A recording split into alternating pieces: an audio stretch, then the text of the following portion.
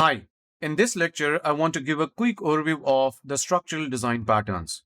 These patterns use inheritance or composition to simplify interconnections between classes and objects. Most of the structural patterns act as wrappers. They will either wrap an object or a class and then provide some new functionality on top of it.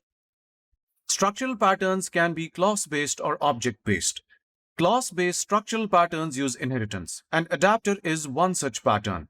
It uses inheritance to combine classes from multiple sources into one.